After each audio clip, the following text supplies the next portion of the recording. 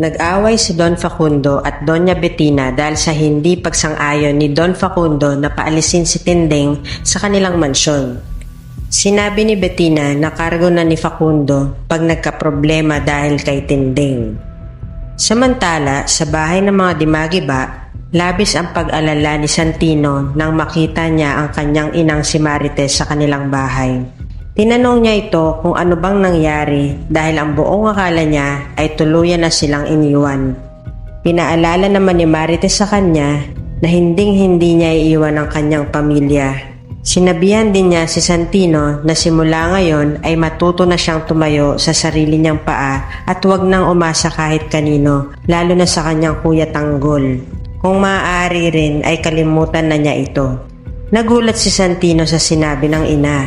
Hindi siya makapaniwala, pero sinabihan siya ni Marites na maniwala na lang at yun ang makakabuti sa kanya. Bumaba naman si Rigor para magpahangin. Maya-maya pa ay dumating si David. Kinumusta agad nito ang pakiramdam niya. Sumagot naman si Rigor na maayos na at nagpasalamat siya sa pagsagot ni David ng bayarin sa ospital. Tinanong ni David kung sino ang posibleng bumaril sa kanya at ang hinala ni Rigor ay walang iba kung hindi si Tanggol dahil mga kaibigan nito ang mga tumakas na preso. Kinuwento rin ni Rigor ang gulong ginawa ni Tinding, ang pagsumbong sa kanya sa presinto na pwede niyang ikatanggal sa pwesto at ang pagpilit kay Marites na sumama sa kanya.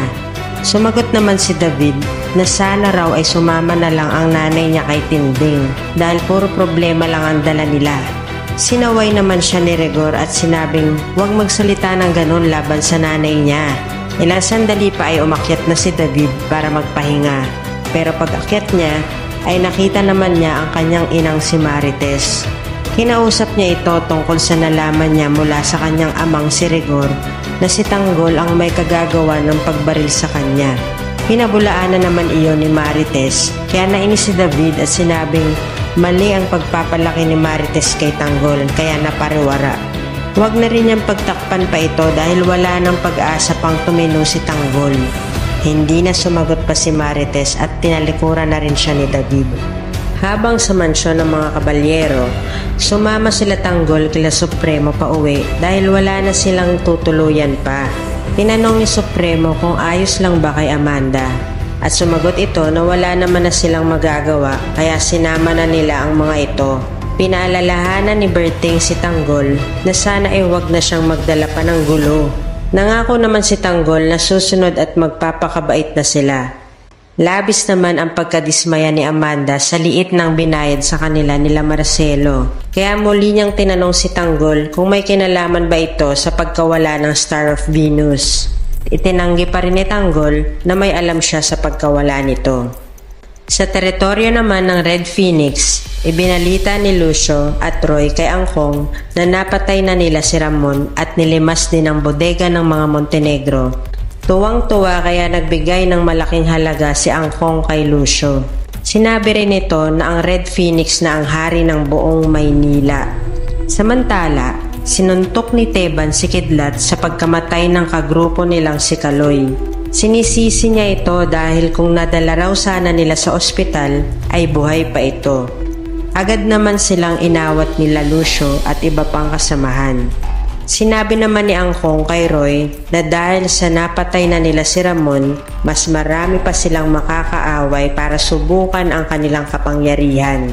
Kaya kailangan iligpit na nila ang lahat ng Montenegro at iba pang mga sindikato. Pero kailangan unahin muna nila si Tanggol para maipaghiganti din nila ang pagkamatay ng kanilang pamilya. Sa mansyon ng Montenegro, naiisip ni Ramon ang ina ng kanyang anak na si Marites. Sa lahat ng sinabi nito sa kanya, sa kabila ng masamang naidulot niya sa buhay ni Marites, ay nagawa pa rin siyang iligtas. Kaya hinihiling niya na sana ay mapatawad at magkasundo sila alang-alang sa kanilang anak na si Tanggol. Gusto rin niyang bumawi rito sa pag-aalaga at pagpapalaki sa kanilang anak. Sa pagpupulong ng grupo nila Tanggol at Primo, napagkasundoan nilang huwag munang kumalas kila Don Facundo sa kadahilan ng kailangan nila ng mas malakas na puwersa. Ngunit sinabi ni Amanda na sa susunod na magkaproblema pa sila ay kakalas na agad sila, bagay na sinang-ayunan naman ni Tanggol. Kinabukasan na ang kasal ni David. Inutusan niya si Camille na masahiin ang kanyang paa at punasan gamit ang bimpo na may maligamgam na tubig. Magreklamo man si Camille ay wala rin siyang magagawa kundi ang sumunod. Tinetext ni David si Catherine habang hinihilot ni Camille ang mga binti niya, pero hindi ito sumagot sa kanya. Tinanong naman ni Noy si Tinding kung anong nangyari sa lakad niya. Kinuwento niya na nakapagsumbong na siya sa presinto at hinikayat niyang sumama na si Marites sa kanya, ngunit pinili ni Marites ang manatili sa kanyang pamilya. Naghihinala naman si Rigor na may hindi sinasabi si Marites sa kanya. Kasabay nito ay napapanaginipan ni Marites ang kanyang masalimuot na nakaraan na gawa ni Ramon, kaya para siyang binabangungot. Nagising din siya pagkaraan ng ilang sandali. Pinag-uusapan pa rin nila Primo, Amanda at Berting ang tungkol sa nawawalang Star of Venus.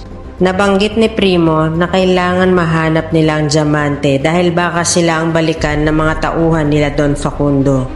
Namomoblema naman ang mga kaibigan ni Tanggol na pag kumalas sila kila Marcelo ay wala silang pupuntahan. Ayaw nilang dumikit ulit kila Primo. Naniniwala sila kay Tanggol na hindi sila pababayaan, kaya sinabi nito na samahan siya bukas at babalikan nila ang lugar kung saan binaril si Madonna.